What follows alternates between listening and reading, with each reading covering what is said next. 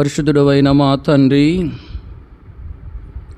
మహోన్నతుడవైన మా దేవ, మహిమ కలిగినటువంటి మా రాజా, మీ పాద సన్నిధిలో చేరి మీ ప్రియకుమారుడు మా రక్షకుడైన యేసుక్రీస్తు నామమున మీకు స్తోత్రమును చెల్లిస్తూ ఉంటున్నాం. ఇంతవరకు ఈ పరిచర్యలో మీరు మాకు సహాయం చేస్తూ వచ్చిన విధానం అంతటిని బట్టి మిమ్మల్ని ఘనపరుస్తూ ఉంటున్నాం. ప్రభువా, మా మధ్యలో ఉంచబడిన ప్రభు వలన బట్టి మీకు స్తోత్రములు. ఆరాధనలో భాగంగా ప్రభు వలన సమీపించక మునుపు మీ వాక్యం ద్వారా మాతో మాట్లాడుతున్నామని మీకు మనవి చేస్తూ ఉంటున్నాం. నిలబడుతున్న మీ దాసుని మీరు కరుణించండి. అయోగ్యుడను నిష్ప్రయోజకుడను నాయన, మీ సన్నిధి నిలిచి పరిచర్య చేటుకు ఏమాత్రం అర్హత లేనివాడును. మీరు నన్ను కరుణించండి నాయన. మీ కలవరి సిలువ రక్తము చేత మీరు నన్ను కడిగి పవిత్రపరచండి. మీ సిలువ చాటును మరుగుపరుచుకొని మీ ఆత్మపూర్ణిగా చేసి మీరు అభిషేకించి వాడుకునండి. నీవు పలుకొరసిన దాన్ని నీకు బోధించదని మీరు సెలవిచ్చిన మాటను మీరు నా పక్షంగా నెరవేర్చండి. మీ పరలోకపు సింహాసనము నుంచి మీ స్వరాన్ని వినిపించండి. మీ వాక్యం ద్వారా మమ్మల్ని దర్శించండి నాయన.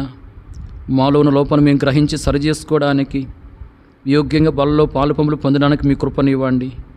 మీ వాక్యం ద్వారా మేము ఆదరించబట్టకు, ధైర్యపరచబట్టకు, బలపరచబట్టకు, క్షేమాభివృద్ధి పొందుటకు సహాయం చేయండి.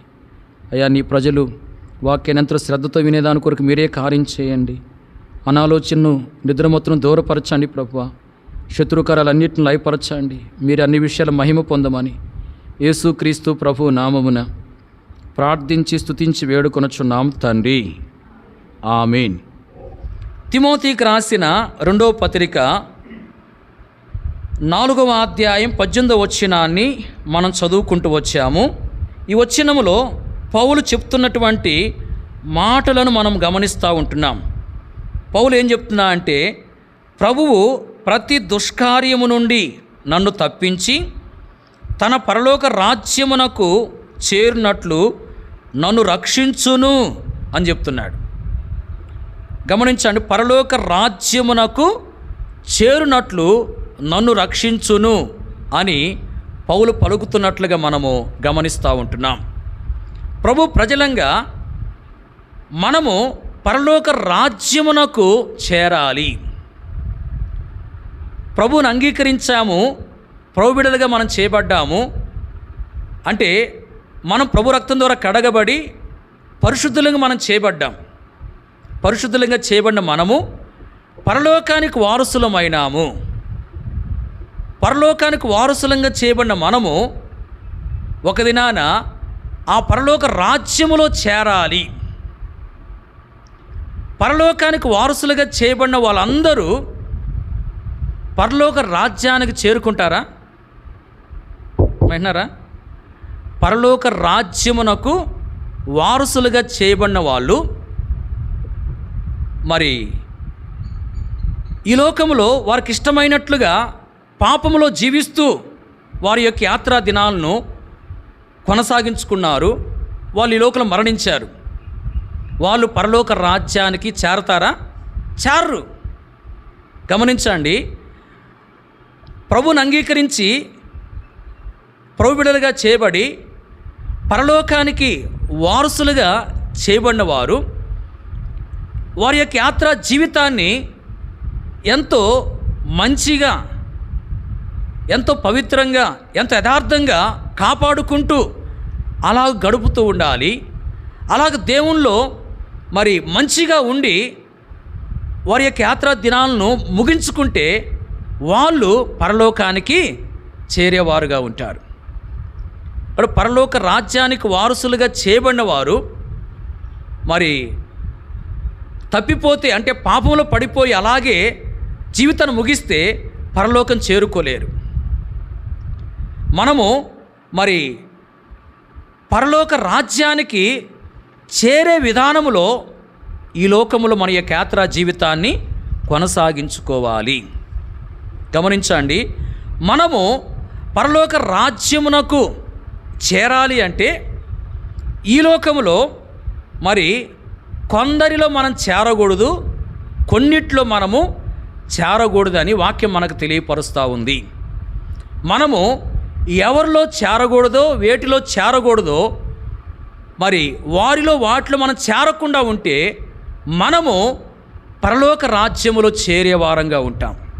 ఈ సమయంలో మనము ఎవరిలో చేరకూడదో, వేటిలో చేరకూడదో పరిశుద్ధ గ్రంథములో నుండి 3 విషయములను మనం చూద్దాం. చూడండి, హెబ్రీలకు రాసిన పత్రిక, మొదటిగా హెబ్రీలకు రాసిన పత్రిక 7వ అధ్యాయము 26వ వచనం. పవిత్రుడును నిర్దోషియు నిష్కల్మషుడును పాపుల్లో చేరక ప్రత్యేకంగా ఉన్నవాడును ఆకాశ మండలము కంటే మిక్కిలి హెచ్చైన వాడునైనా ఇట్టి ప్రధాన యాజకుడు మనకు సరిపోయినవాడు. ఈ వచనములో యేసు ప్రభువును గురించి కొన్ని మాటలు రాయబడ్డట్లుగా మనం చూస్తూ ఉంటున్నాం. యేసు ప్రభువారు పాపుల్లో చేరక ప్రత్యేకంగా ఉన్నవాడు అని వ్రాయబడింది. యేసు ప్రభువారు పాపుల్లో చేరక ప్రత్యేకంగా ఉన్నవాడు.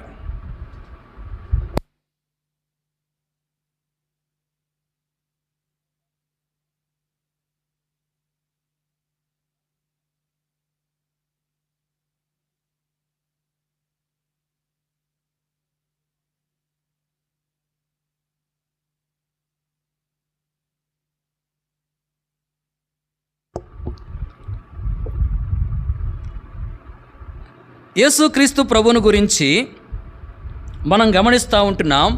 యేసు ప్రభువారు పాపుల్లో చేరక ప్రత్యేకంగా ఉన్నవాడు అని ఈ వచనములో రాయబడింది. యేసు ప్రభువారు ఎవరిలో చేరలేదు? పాపుల్లో చేరలేదు. ఆయన శరీరధారిగా ఈ లోకంలో జీవించాడు. ఆయన పాపుల్లో చేరలేదు. పాపుల్లో చేరడం అంటే ఎవరైతే పాపం చేస్తారో వారు పాపుల్లో చేరినవారు. యేసు ప్రభువారు మరి ఏ పాపం చేయలేదు. యేసు ప్రభువారు ఏ పాపము ఎరగలేదు. అంటే యేసు ప్రభు పాపుల్లో చేరలేదు అనే సంగతి మనకు అర్థమవుతా ఉంది. ప్రియులారా, యేసు ప్రభువారు పాపుల్లో చేరనివాడుగా, ప్రత్యేకంగా ఉన్నవాడుగా ఉన్నాడు. మనము కూడా పాపుల్లో చేరకూడదు. మనం పాపుల్లో చేరకుండా ఉంటే, మనం పాపుల్లో చేరకుండా మన యొక్క యాత్ర జీవితాన్ని మనము కొనసాగించుకుంటూ ముగిస్తే మనము పరలోక రాజ్యములో చేరతాము. మనం ఈ లోకములో పాపుల్లో చేరాము అంటే మనం పరలోక రాజ్యములో చేరలేము.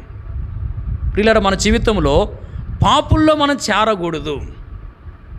పాపుల్లో మనము చేరకూడదు. పాపుల్లో చేరడం అంటే పాపాలు చేయడమే పాపుల్లో చేరడం. పరిశుద్ధ గ్రంథములో మరి పాపం చేసినటువంటి వారు ఎంతోమంది మనకు కనబడతా ఉన్నారు. అంటే వాళ్ళు పాపుల్లో చేరిన వారుగా ఉన్నారు. వాక్యంలో మనం గమనించవచ్చు. మరి ఆదామును గురించి రోమీలకు రాసిన పత్రికలో 5వ అధ్యాయం 12వ వచనములో రాయబడింది. రోమీలకు రాసిన పత్రిక 5:12.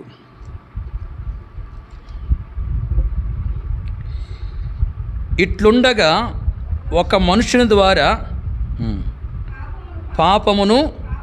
పాపం ద్వారా మరణమును లోకములు ఎలాగూ ప్రవేశించెను, అలాగున్నే మనుషులందరూ పాపం చేసినందున మరణము అందరికీ సంప్రాప్తమాయేను. చూడండి, ఇక్కడ ఒక మనుషుని ద్వారా పాపమును అని రాయబడింది. ఎవరు ఆ మనుషుడు అంటే ఆదాము. ఇక్కడ ఆదాం పాపం చేసినట్లుగా మనము గమనిస్తూ ఉంటున్నాం. ఆదామును గురించి పరిశుద్ధాత్మ దేవుడు ఈ వచనములు ఏం రాయించాడంటే, ఆదాం పాపం చేశాడు. ఆదాము మరి పాపం చేశాడు కాబట్టి ఆ ఒక మనుష్యుడు పాపం చేసిన దాన్ని బట్టి ఈ లోకంలోనికి మరి ఆ పాపాన్ని బట్టి మరణం అనేది ప్రవేశించింది అనే సంగతి ఇక్కడ రాయబడింది. చూడండి, ఆదాము పాపం చేసిన వాడుగా ఉన్నాడు. ఆదాము చేసిన పాపం ఏంటి అనే విషయాన్ని మనము పరిశీలన చేసినట్లయితే, దేవుడు ఒక ఆజ్ఞ ఇచ్చాడు. ఏం ఆజ్ఞ? మరి పలానా చెట్లు పండ్లు మీరు తినొద్దు అని ఆజ్ఞాపిస్తూ వచ్చాడు. మరి దేవుని యొక్క ఆజ్ఞ అనేది ఒకటి ఉంది. అదే సమయంలో మరి అవ్వ సాతాను చేత మోసపరచబడి దేవుడు తినొద్దని సెలవిచ్చిన పండ్లను తింటూ వచ్చింది. తిని ఆదాము కూడా ఇచ్చింది. ఆదామును కూడా తినమన్నట్లుగా వాక్యములో మనము ఆదికాండం 3వ అధ్యాయంలో గమనిస్తూ ఉంటున్నాం. చూడండి, దేవుడేమో తినొద్దని చెప్పి ఆజ్ఞాపించాడు. అదే పండ్లు అవ్వ తినమని చెప్తా ఉంది. ఇప్పుడు ఆదాము ఏం చేశాడంటే దేవుని యొక్క ఆజ్ఞను త్రోసివేశాడు. దేవుని యొక్క ఆజ్ఞను నిరాకరించాడు. దేవుని యొక్క ఆజ్ఞను త్రోసివేసి తన భార్య మాట విని మరి దేవుడు తినొద్దన్న పండ్లు తిన్నాడు. అదే ఆదాము చేసిన పాపము. అంటే దేవుని యొక్క మాటను, దేవుని యొక్క ఆజ్ఞను త్రోసివేసి మనుషుని యొక్క మాటకు ఆదాము లోబడినవాడుగా ఉన్నాడు. చాలాసార్లు మన జీవితంలో కూడా ఆదాము చేసినటువంటి పాపమునే మనము చేస్తూ ఉంటాం.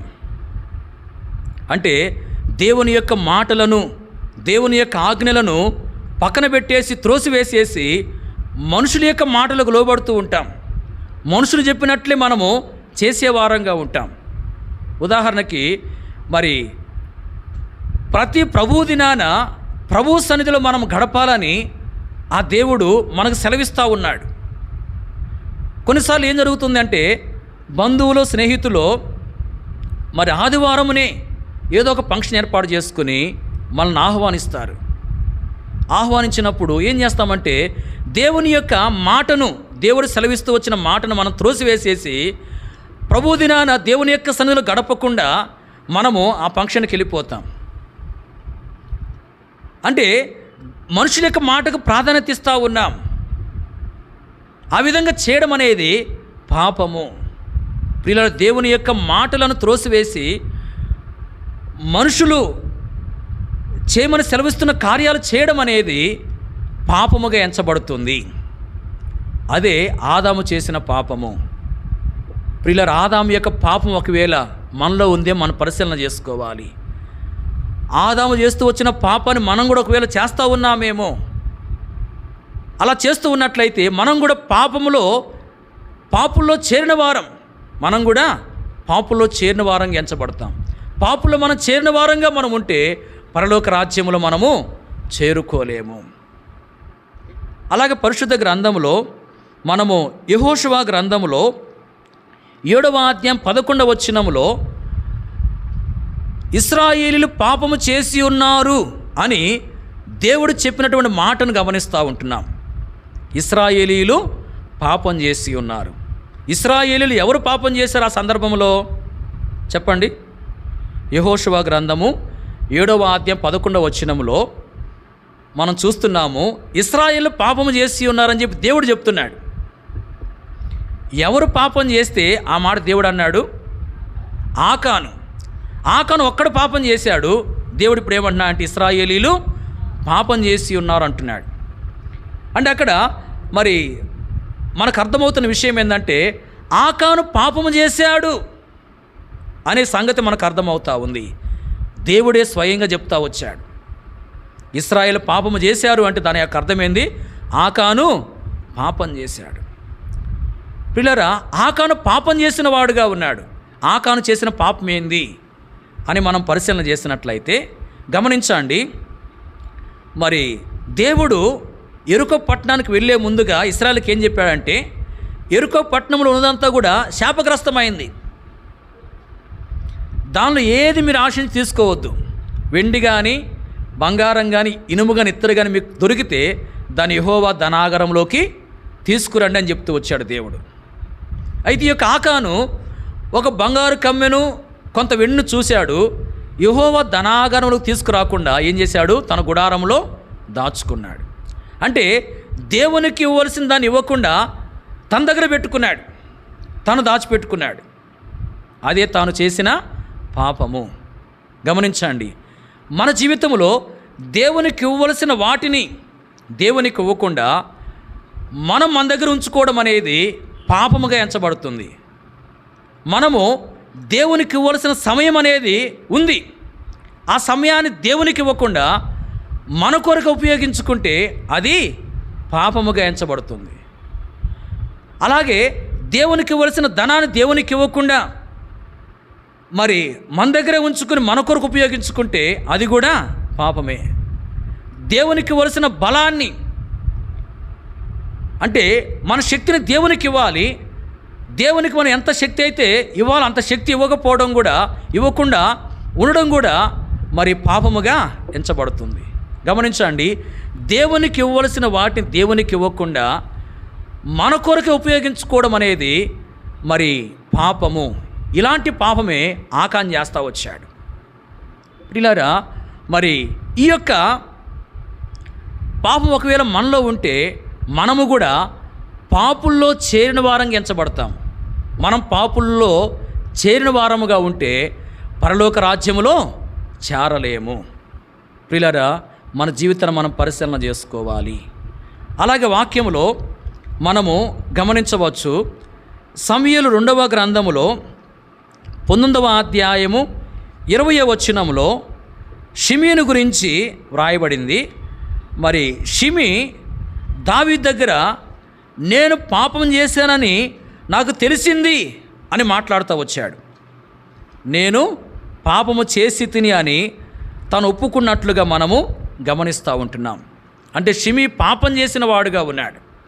తాను చేసినటువంటి పాపం ఏంటి అని మనము గమనించినట్లయితే సమూయేలు 2వ గ్రంథములో 16వ అధ్యాయము 5వ వచనము నుండి 8 వరకు మనం గమనించినట్లయితే మనకు అక్కడ షిమీ యొక్క పాపం ఏంటో మనకు అర్థమవుతుంది. అబషాలోము కుట్ర చేసి తాను రాజు అయ్యాడు. దావీదు యొక్క సేవకులు రాజ్యాన్ని వదిలిపెట్టి వెళ్ళిపోతూ ఉన్నారు. ఆ సమయంలో షిమీ ఏం చేస్తూ వచ్చాయంటే దావీదుని దూషిస్తూ వచ్చాడు, శపిస్తూ వచ్చాడు. షిమీ పలికినటువంటి మాటలు మనం గమనిస్తూ ఉంటున్నాం. ఏమన్నా అంటే నరహంతకుడా అన్నాడు, ఇంకా దుర్మార్గుడా అంటూ వచ్చాడు. అంతేకాదు, నీవు ఏలాలని మరి సౌలు ఇంటి వారిని హత్య చేశావు అని పలుకుతూ వచ్చాడు. చూడండి, ఈ సందర్భంలో అంటే అబషాలోము కుట్ర చేసి రాజు అయ్యాడు, దావీదేమో రాజ్యాన్ని వదిలిపెట్టి వెళ్ళిపోతూ ఉన్నాడు. ఈ సందర్భంలో దావీదు మరి నరహత్య చేసినటువంటి విధానం మనకు కనబడదు. అలాగే దుర్మార్గంగా ప్రవర్తించిన విధానం కూడా కనబడదు. అలాగే మరి తాను ఏలాలని సౌలు యొక్క ఇంటి వారిని చంపినటువంటి విధానం కూడా మరి మనం గమనించం. తాను ఏలాలని సౌలు ఇంటి వారిని దావీదు చంపలేదు. అయితే ఇక్కడ ఈ షిమీ పలుకుతున్న మాటలన్నీ కూడా మరి వాస్తవమైనవి కావు. దావీదు నరహత్య చేయకపోయినా తానే ఊహించుకుంటున్నాడు దావీదు నరహత్య చేశాడు అని. దావీదు దుర్మార్గంగా ప్రవర్తించకపోయినా తానే ఊహించుకుంటున్నాడు దావీదు దుర్మార్గంగా ప్రవర్తిస్తూ వచ్చాడని. తాను ఏలుబడి చేయాలని సౌలు ఇంటి వారిని దావీదు చంపకపోయినా దావీదు అలా చేశాడని చెప్పి తాను ఊహించుకుంటూ వచ్చాడు. అంటే దావీదు విషయంలో మరి చెడుగా ఆ యొక్క షిమీ ఊహించుకున్నవాడుగా ఉన్నాడు. ఊహించుకొని అలాగూ దావీదుని గురించి చెడుగా మాట్లాడుతూ ఉన్నాడు. అదే ఆ యొక్క షిమీ చేసిన పాపము. కొన్నిసార్లు మనం కూడా ఇతరుల విషయంలో మరి చెడుగా మనం ఊహించుకుంటాం. వారు అబద్ధం ఆడకపోయినా అబద్ధం ఆడారు అని చెప్పి మనం ఊహించుకొని అలాగున వారి విషయమై చెడుగా మనం ఇతరులతో పంచుకునే వారంగా ఉంటాం. ఇక్కడ గమనించండి, ఇతరుల విషయమై చెడుగా మనం ఊహించుకుని వారు ఆ తప్పు చేయకపోయినా, ఆ నేరం చేయకపోయినా వారు చేశారు అని చెప్పి మనం అనుకుని మనం ఊహించుకొని వారిని గురించి మరి ఆ విధంగా చెడుగా మాట్లాడే విధానము ఒకవేళ మనలో ఉంది అంటే మన జీవితంలో షిమీ చేసిన పాపాన్ని మనం కూడా చేస్తున్నట్లు. ఈ యొక్క మరి షిమీ చేస్తూ వచ్చిన పాపం ఒకవేళ మనలో ఉంటే మనము పాపుల్లో చేరిన వారం అవుతాం. పాపుల్లో మనం చేరిన వారంగా ఉంటే పరలోక రాజ్యంలో మనము చేరలేము. వీళ్ళని గమనించండి, మన జీవితంలో మరి పాపుల్లో చేరకుండా మనం ఉన్నప్పుడే పరలోక రాజ్యములో మనం చేరతాము.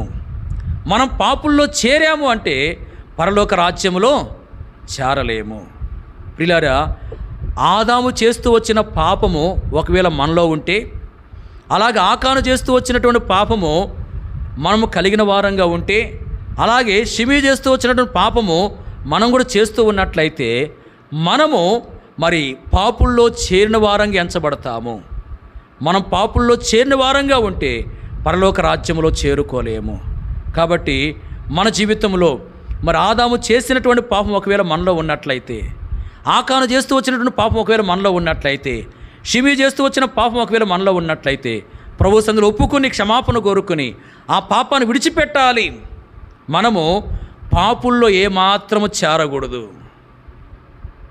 మనం పాపుల్లో చేరిన వారంగా ఉంటూ మన పరలోక రాజ్యానికి చేరినట్లుగా మనము సిద్ధపడాలని వాక్యం మనకు హెచ్చరిక చేస్తూ ఉంది.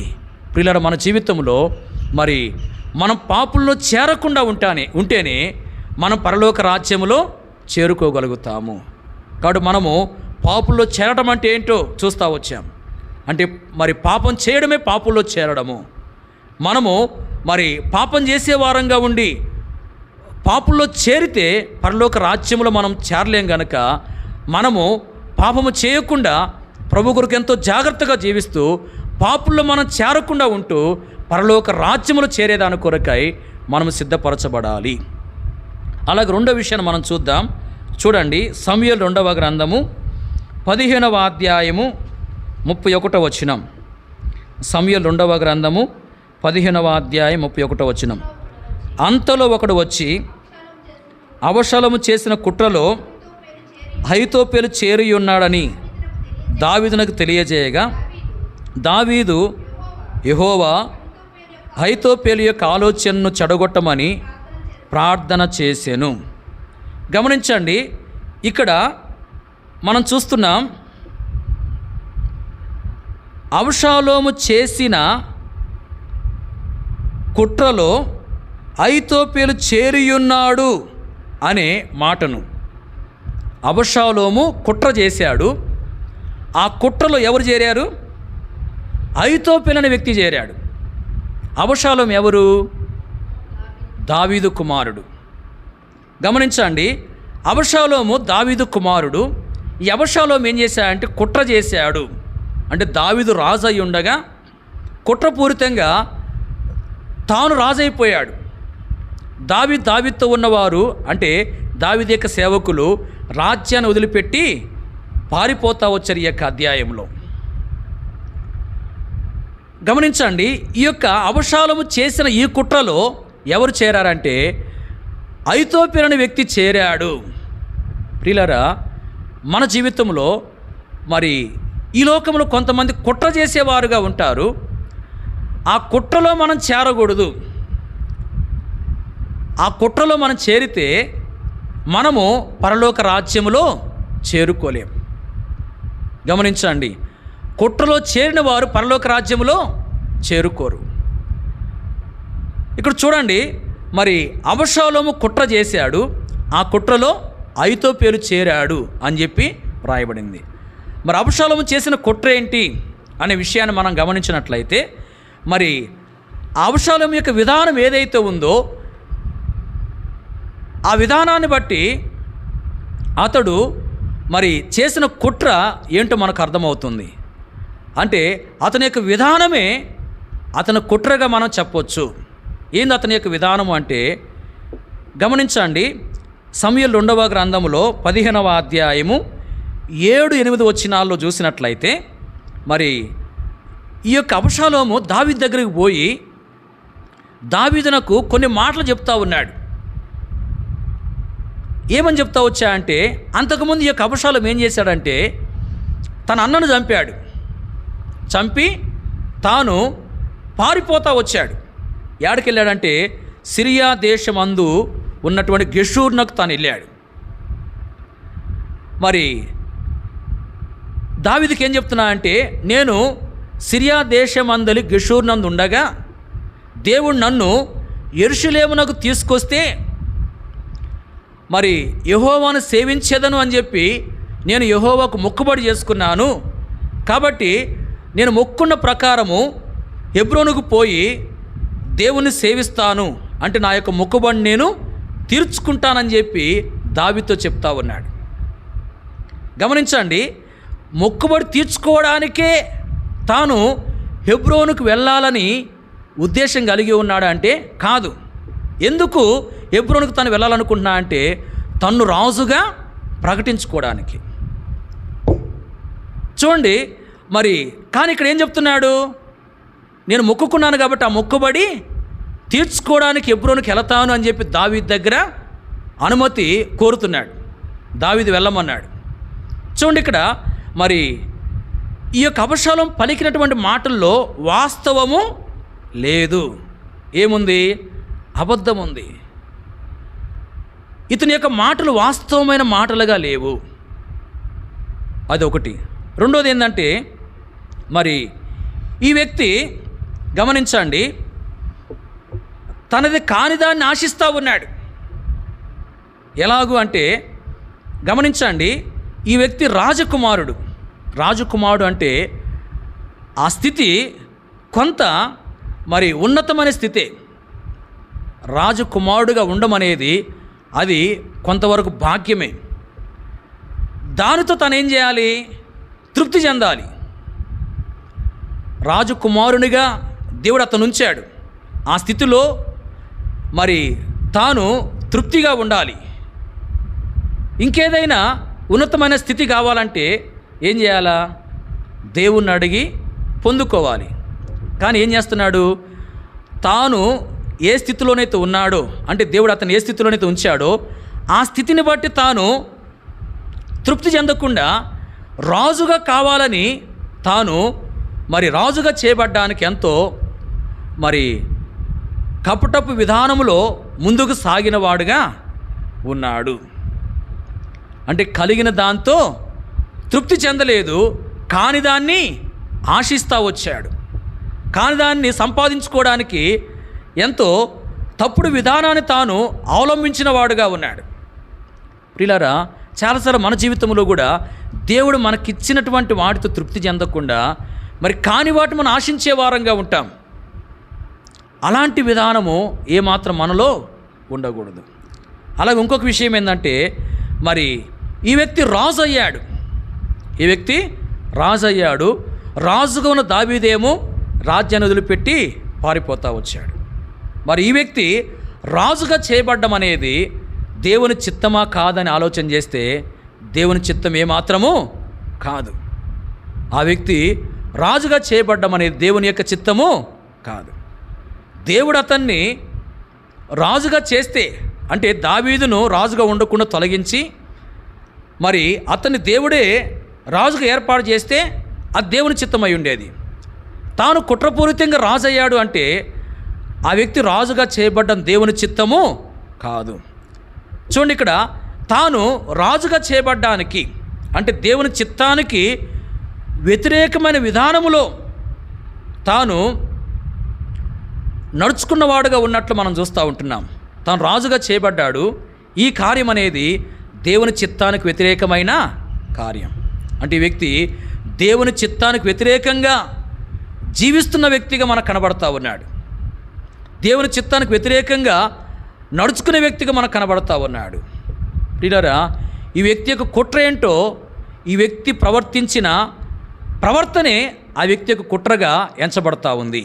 ఏంది అతని యొక్క ప్రవర్తన అంటే, మరి తన మాటలో వాస్తవం లేదు, అలాగే తాను మరి కలిగిన దాంతో తృప్తి చెందకుండా కానిదాన్ని ఆశించేవాడుగా ఉన్నాడు.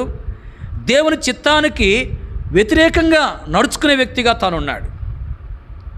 కాబట్టి ఈ లక్షణాలు ఉన్నాయి. ఇవే అతనిలో ఉన్న కుట్రగా మనం చెప్పవచ్చు. ప్రియులారా, ఈ కుట్రలో ఎవరు చేరారు?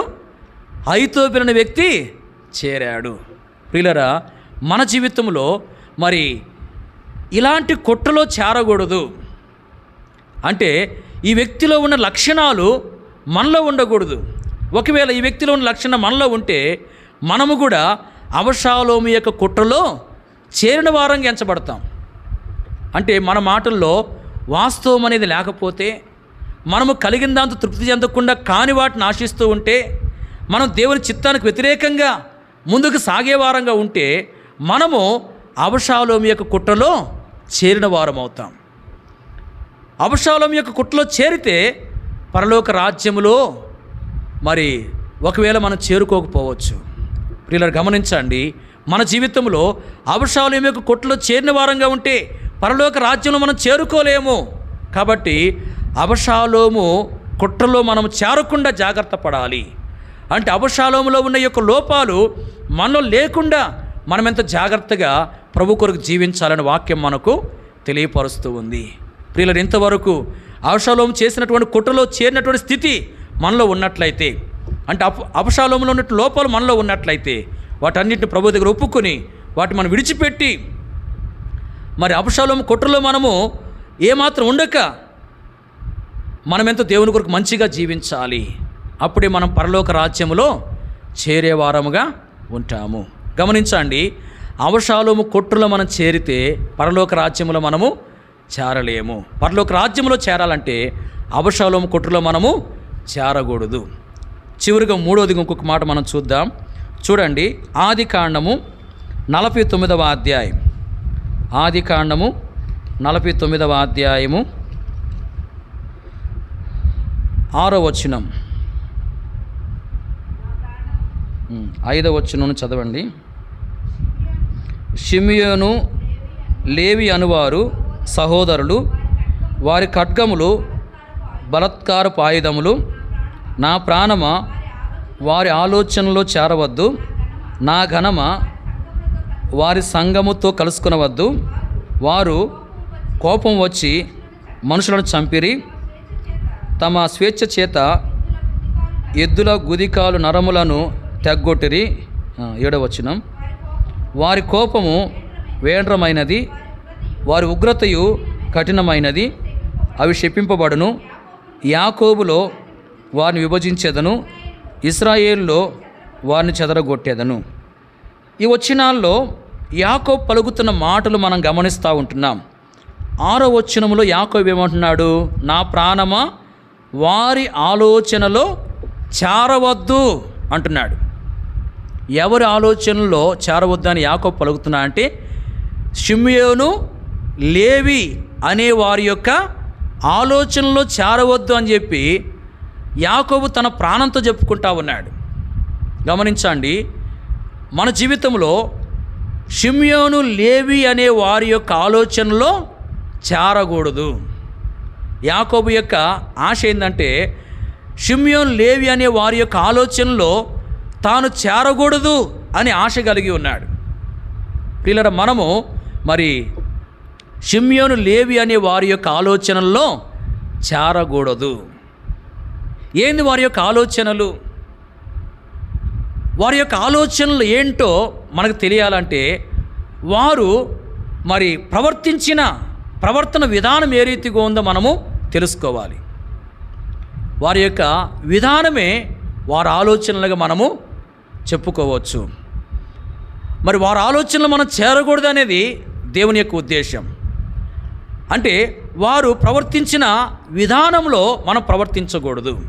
వారు ఎలా ప్రవర్తిస్తూ వచ్చారు గమనించండి. ఆదికాండంలో 34వ అధ్యాయం, ఆదికాండం 34వ అధ్యాయంలో మనము గమనించినట్లయితే మరి ఈ 34వ అధ్యాయంలో జరిగిన సందర్భాలను బట్టే యాకోబు మరి 49వ అధ్యాయంలో వారిని గురించి అంటే లేవి షిమ్యోనుల గురించి ఆ మాటలు పలుకుతూ వచ్చాడు.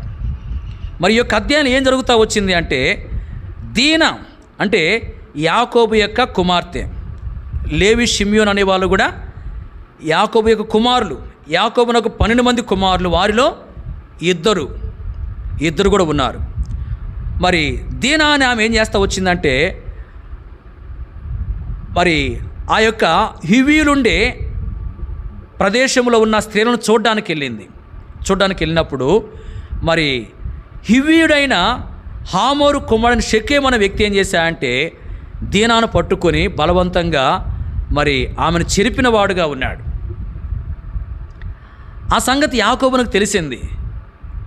తనెంతో బాధపడతా వచ్చాడు. మరి తన కుమారులకు కూడా వర్తమానం తెలిపాడు. వారిని కూడా మరి పిలిపిస్తూ వచ్చాడు. గమనించండి, మరి ఈ షెకెము అనే వ్యక్తి దీనాను చెరుపుతూ వచ్చాడు. మరి దీనాను వివాహం చేసుకోవాలి అనే ఉద్దేశంతో తన తండ్రి అయినటువంటి హామోరును మరి అడుగుతూ వచ్చాడు. ఈ హామోరు అలాగే షెకెము వీళ్ళు ఏం చేశారంటే యాకోబు దగ్గరికి వచ్చారు. మరి యాకోబు యొక్క కుమారులతో మాట్లాడుతూ వచ్చారు. ఇదిగో దీనాను మాకు ఇవ్వండి, మరి ఇలాగ మనము ఒకరితో ఒకరు ఈమందుదాము, మీరు ఈ ప్రాంతంలో ఉండి మాతో కలిసి ఉండి మీరు వ్యాపారం చేసుకోవచ్చు, ఈ ప్రాంతం మంచిగా ఉంది కదా అని చెప్పి వాళ్ళు మాట్లాడుతూ వచ్చారు. మాట్లాడుతూ వచ్చినప్పుడు ఈ యొక్క లేవి షిమ్యోను ఏం చేశారంటే, గమనించండి వాక్యంలో 13వ వచనము, కపటముగా ఉత్తరం ఇచ్చారు. ఎలా ఉత్తరం ఇచ్చారు? కపటముగా ఉత్తరం ఇచ్చారు. అంటే మరి మీరు మగవాళ్ళందరూ సున్నతి పొందాలి, అట్లయితేనే మరి మేము మీతో కలిసి ఉంటాము, మీరు మాతో కలిసి ఉండవచ్చు అన్నారు. చూడండి, కపటంగా వారు ఉత్తరం ఇచ్చారు. అసలు ఉద్దేశం ఏంటంటే మరి ఆ ప్రాంతంలో ఉన్న మగవాళ్ళందరిని చంపాలి అనేదే లేవి షిమ్యోనులకు ఉద్దేశం. పైకి ఏం చెప్తున్నారంటే, మీరు సున్నతి పొందితే మేము మీతో కలిసి ఉంటామని చెప్తున్నారు. చూడండి, ఇక్కడ మరి కపటపు విధానం వారిలో కనబడతా ఉంది. కపటం అనేది కలిగిన వారు ఉన్నారు. మరి వాళ్ళు ఒప్పుకుని సున్నతి పొందారు మగవాళ్ళందరూ. 3వ దినమున మరి సున్నతి పొందిన వారందరూ, అంటే మగవాళ్ళందరూ బాధపడతా ఉన్నారు. ఆ బాధలో ఉన్నప్పుడు ఏం చేశారంటే ఈ ఇద్దరు ఆ యొక్క ఊరు మీద పడి మరి మగవాళ్ళందరినీ చంపేశారు. అలాగే మరి యాకోబు కుమారులందరూ ఆ ప్రదేశంలో ఉన్న సమస్తను దోచుకుంటూ వచ్చారు. చూడండి, ఇక్కడ 2వది నరహత్య చేశారు. వాళ్ళు ఏం చేశారు? నరహత్య చేసినారు. అంతేకాదు మనం గమనించవచ్చు, మరి ఇక్కడ ఇంకొక విషయం ఏంటంటే వారు కక్ష సాధించిన వారుగా ఉన్నారు. అంటే తమ యొక్క చెల్లిని చెరిపినటువంటి ఆ వ్యక్తి ఎవరైతే ఉన్నారో ఆ వ్యక్తి విషయంలో, అతనికి సంబంధించినటువంటి జనాంగ విషయంలో వీళ్ళ హృదయంలో ఏముందంటే కక్ష ఉంది, కోపం ఉంది. ఆ కక్ష ఏం చేశారంటే వారు తీర్చుకున్నారు. ప్రియులారా, కక్ష సాధించుకున్న వారుగా వారు కనబడతా ఉన్నారు. ఇప్పుడు చూడండి, కపటపు విధానము కలిగి ఉన్నారు, నరహత్య చేసినటువంటి వారుగా ఉన్నారు, మరి కక్ష సాధిస్తూ వచ్చారు. ప్రియులారా, మరి ఈ విధానమే వారి ఆలోచనలు, ఈ విధానం వారి యొక్క ఆలోచనలు. మరి గమనించండి, వారి ఆలోచనలు చేరవద్దు నా ప్రాణమా అని యాకోబు అంటా ఉన్నాడు. అంటే వారి విధానం ఏదైతే ఉందో దానిలో చేరకూడదు. అనగా కపటం అనేది కలిగి ఉండకూడదు, నరహత్య చేసే విధానం మనం కలిగి ఉండకూడదు, అలాగే కక్ష సాధించే విధానం కూడా మనం కలిగి ఉండకూడదు. కపటం అంటే హృదయంలో ద్వేషం పెట్టుకొని పైకి ప్రేమగా మాట్లాడడం, అలాంటిది మనలో ఉండకూడదు. అలాగే నరహత్య చేయడం అంటే ఏంది? సహోదరుని ద్వేషించడమే నరహత్య చేయడం అని యోహాను రాసిన మొదటి పత్రికలో రాయబడింది. అంటే ఇతరులను ద్వేషిస్తున్నాము అంటే మనం ఏం చేస్తున్నట్లు? నరహత్య చేస్తున్నాం. ఆ విధానం మనలో ఉండకూడదు. 3వది, కక్ష సాధించుకునే వారంగా మనం ఉండకూడదు. ఎవరైనా మనం కీడు చేస్తే ఏం చేయాలి? వారిని క్షమించాలి. కీడు చేసిన వారిని ఏం చేయాలి? క్షమించాలి. అంతేగాని వాళ్ళు కీడు చేశారు కాబట్టి వాళ్ళ మీద హృదయంలో కక్ష పెట్టుకుని మరి వాళ్ళకి తిరిగి ప్రతి కీడు చేసి కక్ష సాధించుకునే వారంగా ఉండకూడదు, కక్ష తీర్చుకునే వారంగా ఉండకూడదు. ప్రియులారా, వీళ్ళు ఈ యొక్క విధానములు ఉన్నాయి. కపటం ఉంది, నరహత్య ఉంది, కక్ష తీర్చుకునే విధానం ఉంది. కాబట్టి ఇలాంటి మరి వారి యొక్క ఆలోచనలు మనం చేరకూడదని వాక్యం తెలియపరుస్తుంది. అంటే ఇలాంటి లక్షణాలను మనం కలిగి ఉండకూడదు. ప్రియులారా, మరి ఇలాంటి వారి యొక్క ఆలోచనలు మనం చేరితే, అంటే ఇలాంటి మరి విధానాలు మనం కలిగి ఉంటే మనము పరలోక రాజ్యంలో చేరలేము. లేవి షిమ్యోనులు అనే వారి యొక్క ఆలోచనలు మనం చేరితే పరలోక రాజ్యంలో మనము చేరలేము. కాబట్టి ఇంతవరకు లేవి షిమ్యోనులు అనే వీరి యొక్క ఆలోచనలు మనలో ఉన్నట్లయితే, అంటే వారు ఏ విధానాలను కలిగి ఉన్నారో ఆ విధానాలు మనం కలిగి జీవిస్తూ ఉన్నట్లయితే, మరి మన జీవితంలో వాటిని ఒప్పుకుని ప్రభు దగ్గర క్షమాపణ కోరుకుని వాటిని విడిచిపెట్టేసి, మరి లేవి షిమ్యోనులు అనే వారి యొక్క ఆలోచనలు మనం ఏమాత్రం చేరక దేవుని కొరకు మంచిగా మనం జీవిస్తూ అలాగ పరలోక రాజ్యానికి మనము చేరుకోవాలి. గమనించండి, మన జీవితంలో పరలోక రాజ్యంలో చేరాలి అంటే మనము ఎవరిలో చేరకూడదో, దేనిలో చేరకూడదో 3 విషయాలను చూస్తూ వచ్చాం. ఒకటి, మనం పరలోక రాజ్యంలో చేరాలంటే ఈ లోకమును జీవించినంత కాలము పాపుల్లో మనం చేరకూడదు. అంటే పాపాలు మనం చేయకుండా జాగ్రత్తగా ఉండాలి. రెండవది, మరి అబషాలోము యొక్క కుట్రలో మనం చేరకూడదు. అబషాలోము యొక్క కుట్ర అంటే ఏంటో మనం చూస్తూ వచ్చాం. మూడవది, లేవి షిమ్యోను అనే వారి యొక్క ఆలోచనలు మనము చేరకూడదు. వారి ఆలోచనలు అంటే ఏంటో మనం చూస్తూ వచ్చాం. ప్రియులారా, మన జీవితంలో పాపుల్లో చేరక మనం ఉండాలి. అలాగే కుట్రలో చేరకూడదు. అలాగే మరి లేవి షిమ్యోను యొక్క అనే వారి యొక్క ఆలోచనలు మనము చేరకూడదు. ఇలా చేరకుండా ఉంటే మనం పరలోకంలో చేరేవారంగా ఉంటాం. మనం పాపుల్లో చేరితే, అలాగే అబషాలోము చేసిన కుట్రలో చేరితే, లేవి షిమ్యోను యొక్క ఆలోచన చేరితే పరలోక రాజ్యంలో చేరే మరి అవకాశం ఉండకపోవచ్చు. కాబట్టి మన జీవితంలో మరి మనలో ఏదైనా మరి ఇలాంటి విధానాలు, అంటే పాపుల్లో చేరినటువంటి పరిస్థితులు, అలాగే అబషాలోము కుట్రలో చేరిన పరిస్థితులు, లేవి షిమ్యోనులు అనే వారి యొక్క ఆలోచన చేరినటువంటి విధానం ఉన్నట్లయితే ప్రభు సంగతి ఒప్పుకొని విడిచిపెట్టేసి ఇక్కడ సరైన విధానం జీవిస్తూ ప్రభు కొరకు మనం పరలోక రాజ్యములో చేరే వారముగా ఉండాలి. ప్రభు అలాగున మనల్ని సిద్ధపరచునుగాక.